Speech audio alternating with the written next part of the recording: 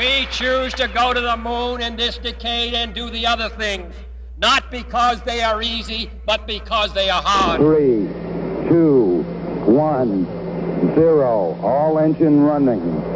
Liftoff. We have a liftoff.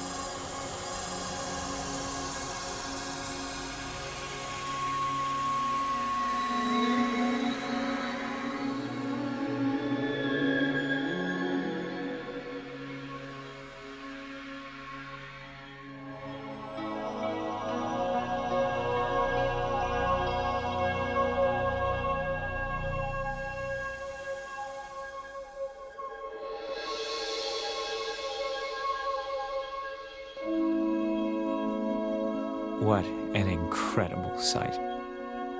A Hollywood special effect, you're thinking? But no, it's for real. It's the International Space Station. 250 miles above us right now, it's being built by just a few dozen astronauts. If you'll come along with me, we'll go behind the scenes and find out how these extraordinary people do it. Okay, Chris, I'm just going to head on back to the after the payload bay here. Roger, I see you. Oh, what a beautiful view out the port side there. Yeah, spectacular.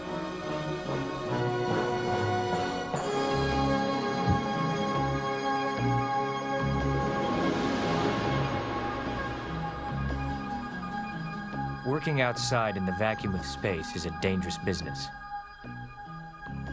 First, you calculate all the risks. Then, you learn how to deal with them. Hey, Chris, it looks like I've drifted off structure here a little bit. Try and pull myself back in. Scott, it looks like your tether is disconnected. I show it coiling away from you. And Scott, you headed out over the port nose of the vehicle. Looks like to me, looks here at the port side. They should maybe be able to see out windows 1, 2, or 3. Okay, I'm going for the safer. Okay, I agree. Deploying the hand controller. I see it. Okay, it's swung out. Bring it up to work envelope. I got it in front of you. I see it. Power on. Got AH light. Okay, looks like you're starting to correct now. Beginning to close. It's done. Looks nice, looks nice.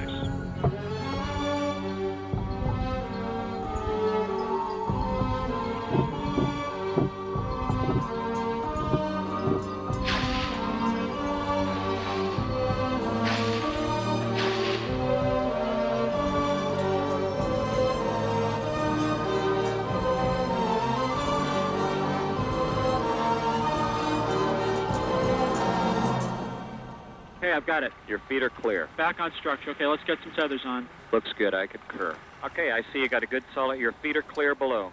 For you and me, the virtual reality lab at the Johnson Space Center might be the ultimate video game. Cheated death again. We're back on. I concur. But if you're Scott Parazynski and Chris Hadfield, it's where you learn how to escape from your worst nightmare. They're a construction team, one of many that will fly a whole series of missions to assemble the station in orbit. Hey, thank you. Another day at the office. It takes many parts to make a whole space station.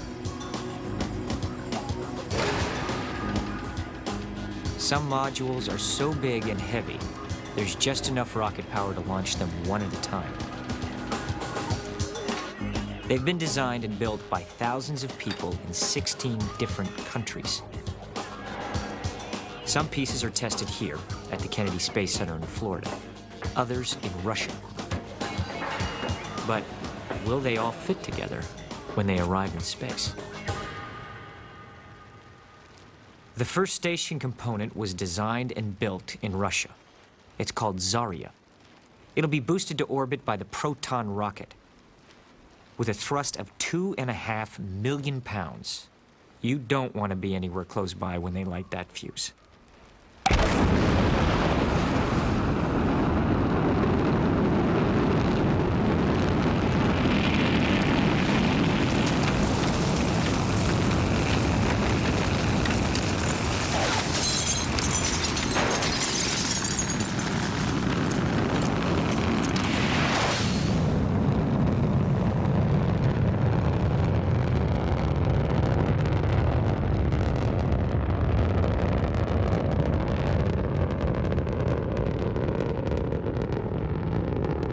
Proton is an expendable rocket. After delivering Zarya to orbit, it'll fall back to Earth into a safe zone. Other station parts will be hauled up by a fleet of ships of a very different design. NASA's Space Shuttles. They're more like high-tech delivery trucks. One of these will close in on Zarya, then the crew will grab it with the shuttle's arm. Houston Endeavor, we have Zarya firmly attached to the orbiter. We're halfway home for the day. Nice job. It was a big moment for the crew, especially astronaut Nancy Curry, who operated the arm. She sure didn't want to miss. That was the longest 15 minutes of my entire life. Okay, back to the decision. All right. The American module Unity is mounted in the cargo bay. CJ, the pilot, fires the shuttle's thrusters to push Unity upward and made it to Zarya. Capture. Houston Endeavor, we have capture of Zarya. To the crew of the good ship Endeavor, that's terrific. The International Space Station is born. The shuttle will leave it here and return to Earth. My heart's beating again. The foundation is laid. Now it's up to the builders. Their job is an extreme high-wire act, like building the great bridges and cathedrals in times past.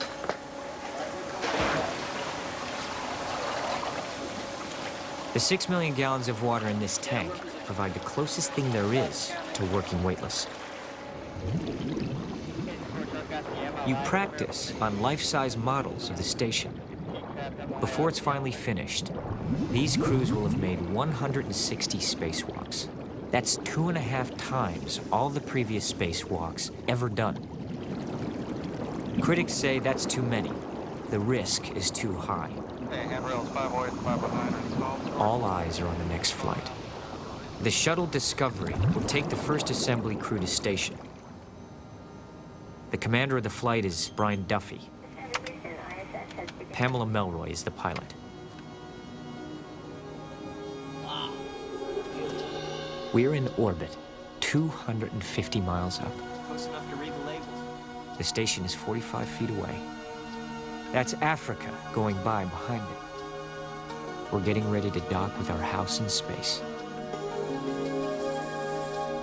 Our crew's going to hook up the basics: wiring, plumbing, and phone. One of the key members of the team is mission specialist Koichi Wakata. When I was 5 years old and I saw the Apollo lunar landing, that was the start of my longing for space flight. But I thought that kind of thing was beyond my reach, something that was at the time impossible to achieve or to do as a Japanese. Koichi's installing the heart of the station's systems. It's called the Z1 truss. I was moving the robot arm very slowly since the Z1 truss weighs about 18,000 pounds.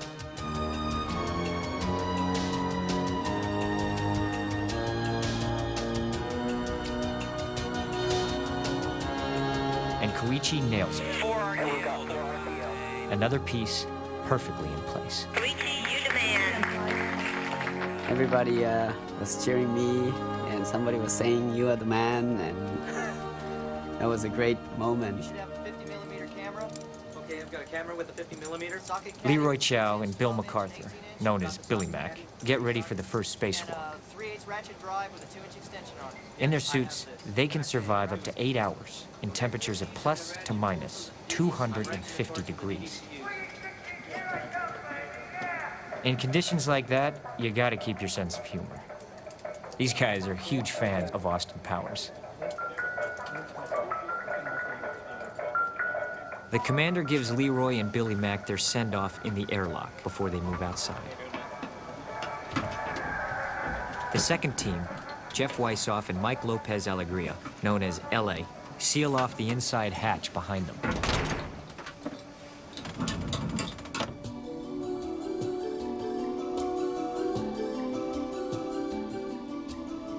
Their number one task is to deploy the next piece, the station's communications antenna. How cool is this? They push it manually into place.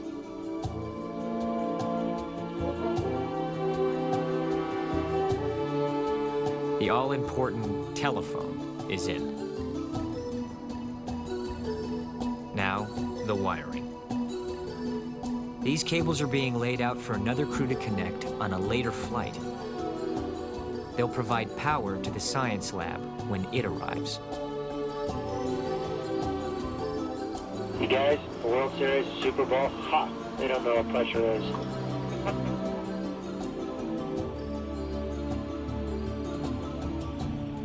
Every day, I operated the robotic arm to help by putting one spacewalker at the tip of the robot arm to move him to the location that he needs to do spacewalk activities.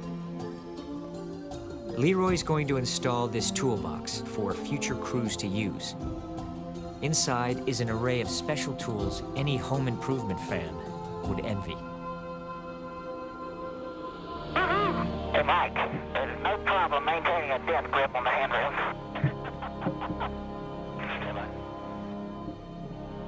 It's a strange feeling. My toes are curling right up. All right.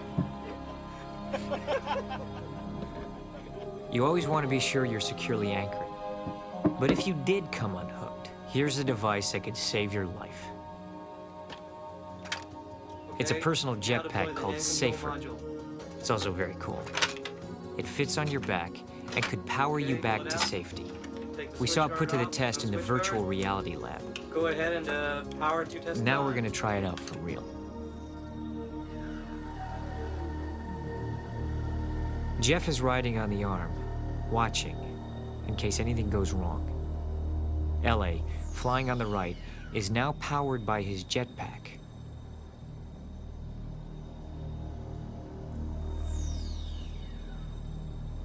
Just in case, he's attached by a thin wire.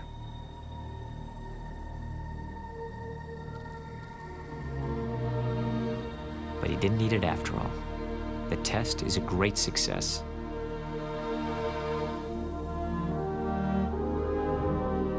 Discovery pulls away, leaving the space station in orbit. So far, all the pieces have connected without a hitch. At the top is Zvezda. That's where the crews will live. Below it is Zarya, kind of a big float-through closet for storage. And at the bottom, the truss and the Unity node, where the next additions will be attached. The station's now ready for people. We're in Kazakhstan, at the Russian spaceport. Yuri Gagarin, the very first man in space, launched from here. 40 years later, this crew is getting ready to live on the space station. Two are Russian cosmonauts, Yuri Gidzenko and Sergei Krikalev. The crew's commander is an American, Bill Shepard, known as Shep. His wife, Beth, is the astronaut fitness trainer. I was fortunate in that I was there in the capacity of his strength and conditioning coach, whereas the Russian families were not able to come at all. They stayed in Star City.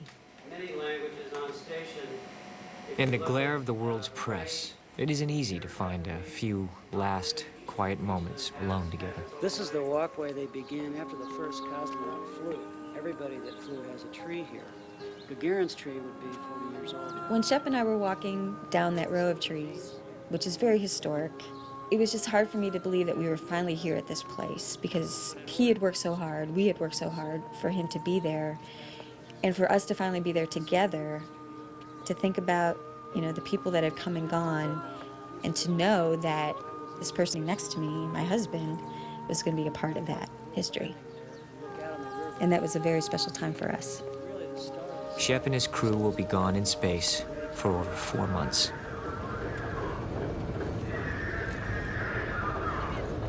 The International Space Station is a way for us to learn how we can go to other planets and explore other ways to live outside Earth. I think that's really exciting. I wanted to go too.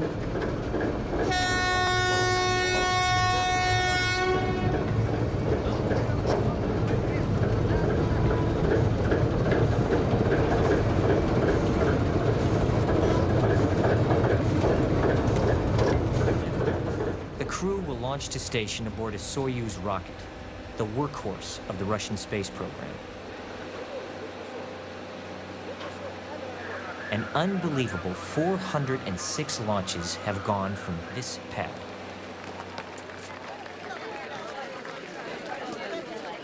Very unexpected for me, being out on the launch pad, very foggy day, having several hundred people right at the base of the rocket, which for an American launch would be very unusual and unheard of.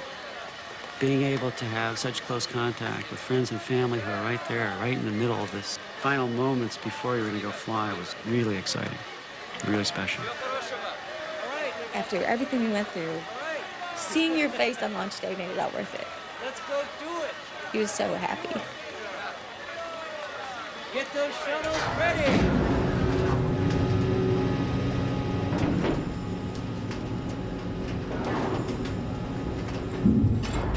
Imagine 3 guys in their gear inside a capsule the size of a Volkswagen Beetle, and it's a 2-day trip.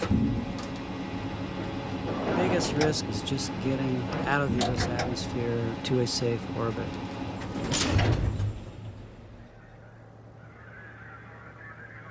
Once you're at the end of the powered flight and you're floating around in orbit, then you can sit back and say, boy, I'm glad that we have gotten that done successfully.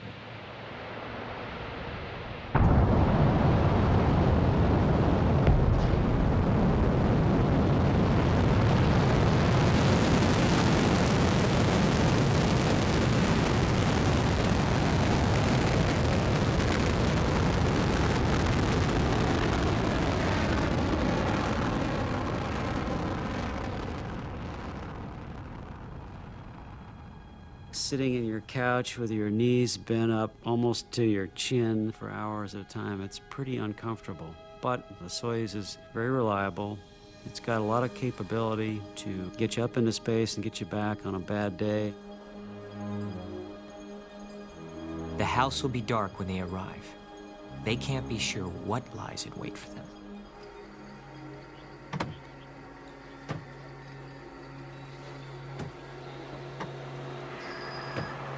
Their job is to open everything up for the first time, then get it all working. Be prepared for the unexpected. They're set to go. But after 2 days in the capsule with your knees in your chin, you got a few other priorities.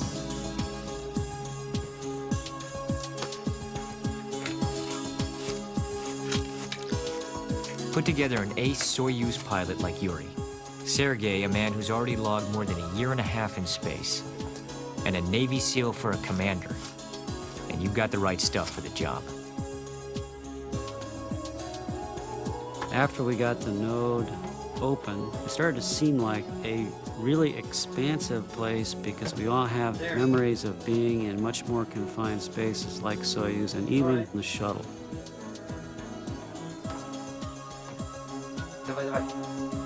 When I came to the Zvezda for the first time, it looked for me as home. And that was a place where we stay and live and sleep. I was thinking we were here. It has life support equipment, guidance and navigation, jets to control the station, to move it around in space. Because if we weren't here, we wouldn't be seeing what we're seeing now. We have several windows looking down.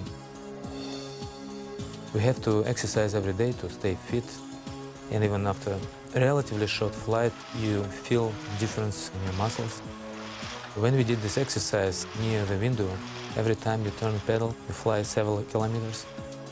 It's more impressive to say, I ran the bike from Paris to China.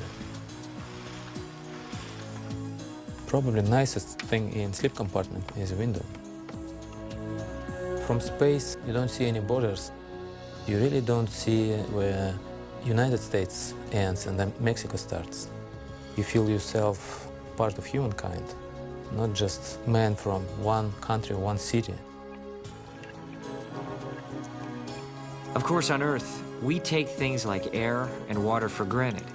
But here, the supply is limited. You can't survive without it, so you have to recycle it continuously.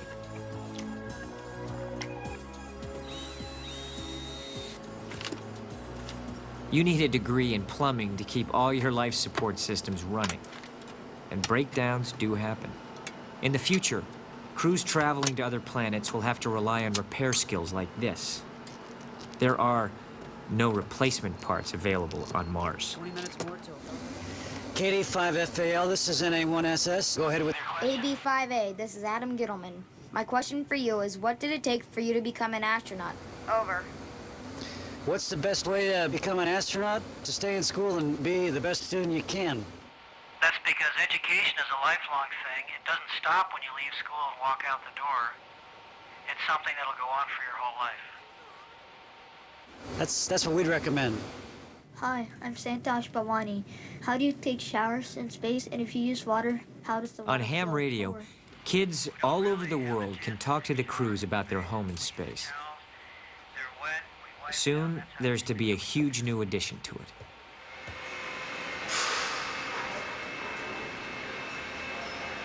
Back at Kennedy Space Center, Destiny, the station's science laboratory. Perhaps its most important component is loaded into the cargo bay of the orbiter Atlantis.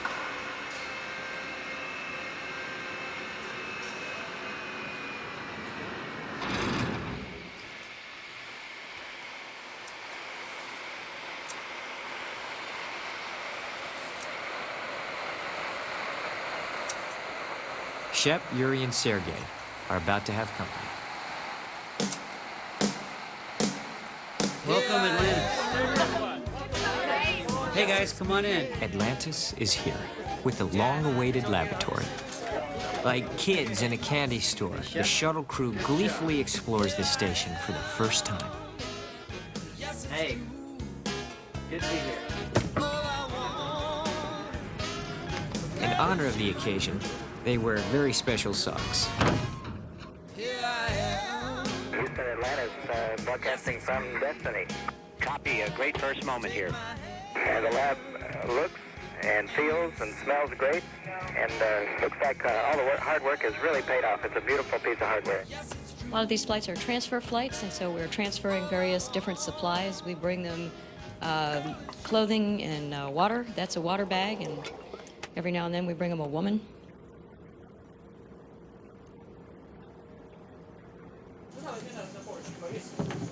It'll take a few more flights to get the lab up and running. But when it's ready, we can do experiments and make discoveries here in zero gravity that we just can't back on Earth. Oh, well done, well done. I go out walking after midnight, out in the moonlight, just like we used to do. I'm always walking after midnight, searching for you. I walk for miles along the highway. Well, that's just my way of saying I love you. I'm always walking. Atlantis pulls away, cargo bay empty.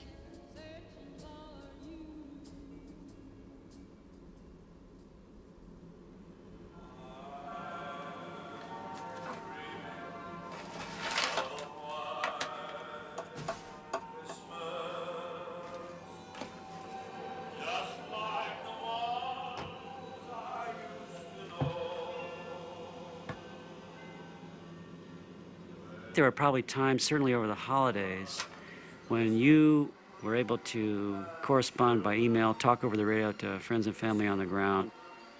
And you knew there were things going on that you'd certainly like to be a part of and you were missing.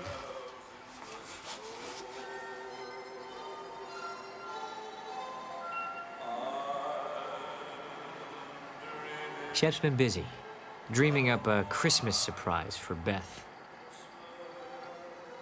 His name is Captain.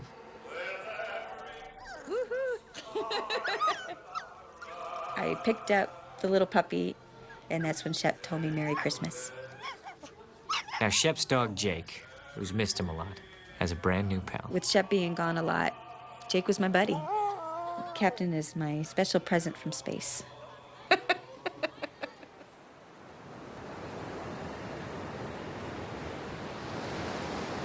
Shep, Sergei, and Yuri will soon be home.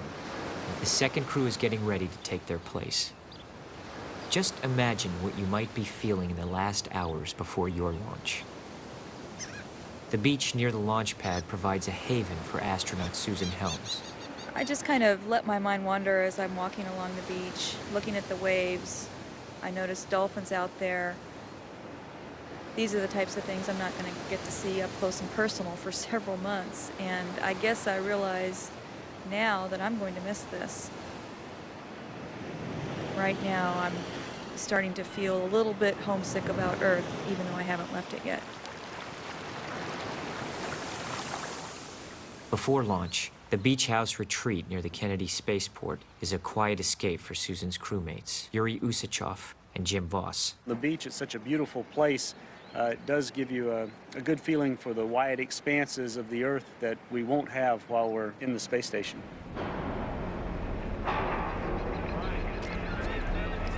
Yuri, the Expedition 2 crew commander, is Russian. Susan and Jim are American mission specialists. They'll launch to the station aboard the shuttle Discovery. The suit feels good. What I'll really miss are the normal things I like to do, like working in my garage or working on my airplane. Okay. Taking a little time to be alone and to work quietly. I expect that when I get up there every evening before I go to bed, I'm going to want to write some notes to people and hope that they get sent down while we're sleeping and they write back.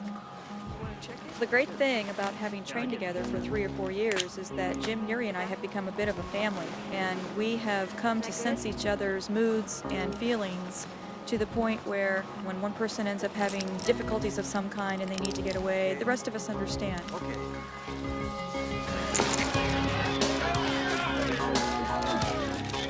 Major expedition, you are almost on the start. PLT, cosmonaut memory cleared, not much there. Bye.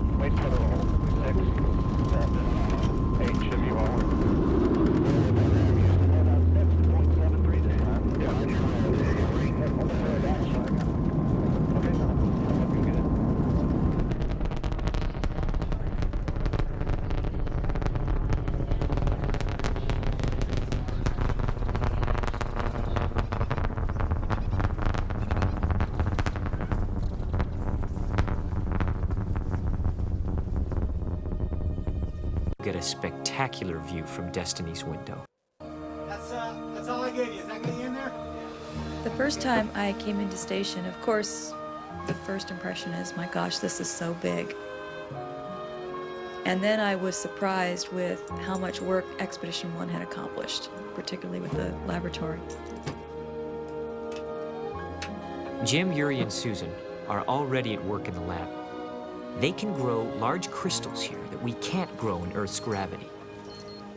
By studying how they have formed, we can learn how to make more effective medicines to cure diseases. If we ever expect to go to Mars, we have to understand how the human body will react to a really long flight. The Human Research Facility will be an excellent source for performing human experiments to make sure we understand what happens to the human body in space. It has ultrasound technology. It's got storage for many other meters and sensors that we can attach to the human body to wear, and then send the data down to the scientists on the Earth so they can analyze it. Laptop is connected. It's time for the departing commander to brief his successor. Shep and his crew have done their job brilliantly. They're handing over a station that's completely up and running, ready to realize its true potential. An American and a Russian kind of exchanging this job. It was, to me, a historic chapter in space, a reflection of what humans can accomplish.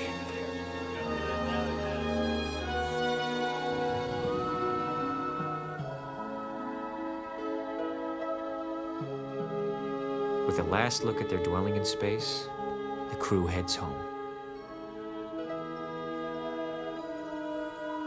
The new tenants have already done some interior decorating. I brought about 40 snapshots. Of course, my wife and my daughter and my friends, my dog Cody. The popcorn came up already popped. Once in a while some pieces get away from us, but they generally float up to the filters. We can just clean them out when we do our weekly cleaning. Yuri Vladimirovich Usachov, extremely experienced cosmonaut. He likes working with his hands with tools, and just a really nice guy. They're so much alike, the two of them. It was really funny. Each of them would come up with ideas on a software girl. It's great to live in zero-G because you basically can become the world's best sportsman. You can lift up things like these bags of water, which weigh probably over 100 pounds apiece, and just move them like they're feathers. And so it's really nice for someone like me who's never been much of an athlete to be able to do all these superhuman things in space that I normally wouldn't get to do. The express rack Susan is installing contains experiments that could show us the way to more powerful computer chips or lighter metals. Yuri just discovered one day that the onion had a small sprout growing at the top. So we placed it in a plastic bag with a washcloth wrapped around it. It sprouted, roots are growing. It was nice to have it around, not so much to eat, but just to see a green, growing plant. The mace experiment is how Susan entertained herself on the weekends. Yeah, I really liked working with this experiment. I mean, it was like playing with a big toy. It had moving parts and a brain. When you launch a satellite into space, the control system is the designer's best guess of how it should control its own sensors and appendages. This experiment was trying to understand how you could design a control system to teach itself to work better. Over Honshu Island in Japan, the shuttle Endeavour has arrived with a shipping container in its cargo bay. It's one of 3 high-tech moving vans built by the Italian Space Agency. This one's called Raffaello. Inside it, astronauts from 3 countries are at work. Chris Hadfield is Canadian, Yuri Lenchikov was born in Kazakhstan, and Umberto Guidoni is from Rome. Working in space really makes people bonding, and I guess the fact that many countries are working on building the space station is bringing the culture and the history of each country in the space station, and somehow it changed a little bit each of us. It's not just an adventuresome place to live, but actually a pleasant and challenging and interesting place to live. I would really like the opportunity to spend part of my life there. What struck me, though, was to watch the crew that's living there. to see them view Earth as a separate place. Earth is something completely separate from them. It's an interesting step, I think, for humans to get to the point where you are now separated from your mother and you are starting to view yourself as more of a single, separate entity heading off into the rest of the universe.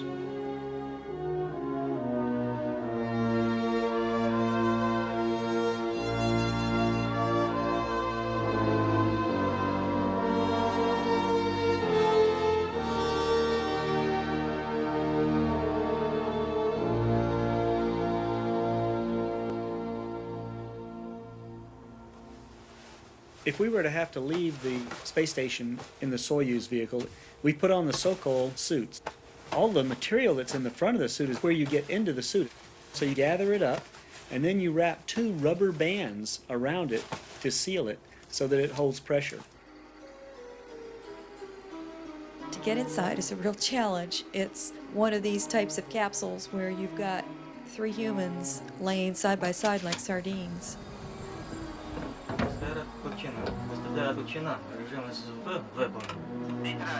The Russians on occasion do provide 2 Soyuz spacecraft, and there's usually just 1 prime parking spot. So we need to do a little bit of choreography in order to get the right Soyuz in the right place. All 3 crew members need to be in the Soyuz in the event there's a risk of needing to make an emergency deorbit. The trickiest part was the redocking, where you're going to a different port and you've got a different point of view of the space station than you had before. All of us double-checked, triple-checked everything to make sure that when we got to the new docking port that we were going to have the ability to get back inside. That, to me, was the most tense part. Things have been known to break on the outside of the space station. You have to have a way to get outside and repair the item. An airlock is required to be able to do that. The station robotic arm is what I used to lift the airlock out of the shuttle's payload bay. The joint airlock is basically like a room that we can use to go outside. It's like a porch on your space station. And its whole function in life is to allow us to do spacewalks from the space station while the shuttle is not there. At the control station where you're operating the arm, there's no window where you can look and see the arm in motion. There is no automatic collision control on that robotic arm, and all of your wits and talents are required in order to keep from ramming it into the side of the space station. Video cameras are our most trustworthy friends.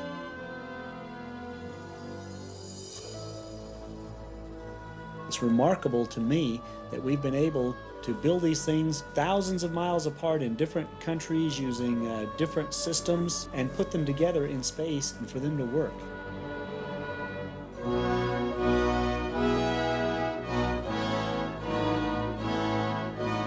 The robotic arm worked perfectly. You could not have asked for a more perfect piece of hardware.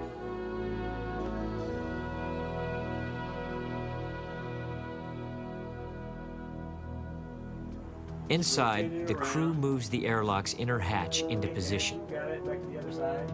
Now, you can take a walk outside the station whenever you need to. But first, you have to get your body ready. If you don't, you get crippling pains called the bends. Now, I'm a diver, and every diver knows you don't ever want to get the bends. Astronaut Mike Gernhardt is also a diver.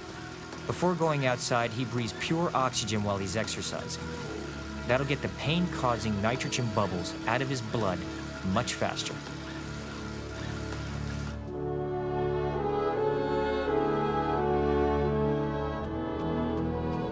The front door to this station is now open. Its construction is ongoing, and soon additions from Europe and Japan will enhance this incredibly versatile and unique laboratory.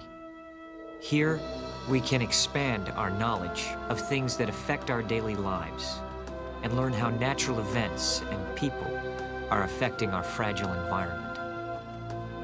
That's worth all the risks and something to celebrate. Okay, ready.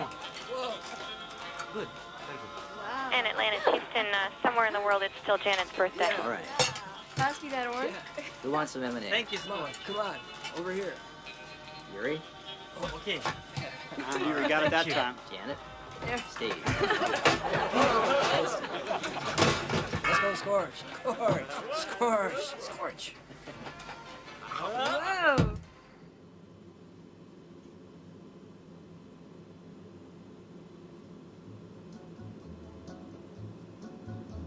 When this whole world starts getting me down and people are just too much for me to face, I climb way up to the top of the stairs and all my cares just drift right into space. On the roof it's peaceful as can be, and there the world below can bother me. Let me tell you now, when I come home feeling tired and weak, I go up where the air is fresh and sweet. Up on the roof, I get away from the hustling crowd and all that rat race noise down in the street. Up on the roof, at night the stars put on a show for free, and darling, you can share it all with me. I keep a telling you right smack dab Space is a very special place. Without gravity, you can see and feel and try things you can't do anywhere else. In search of a better life on Earth and away from Earth. There's room enough for two up on the roof.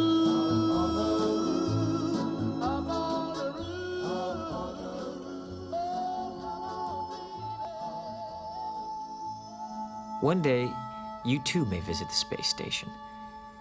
You might be an engineer, inventing a whole new technology.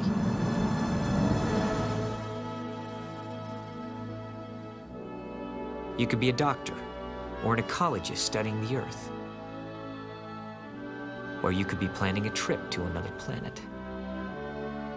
This is your testbed. Only tomorrow knows what you'll discover.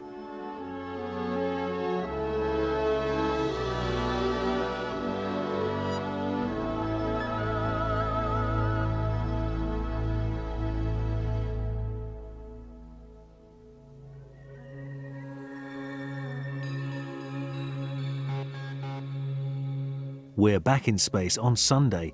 In another of our short documentaries, Russian cosmonauts and American astronauts are in orbit together in Mission to Mir. Sunday evening around the same time, 5 to 6, here on Sky Movies Indie.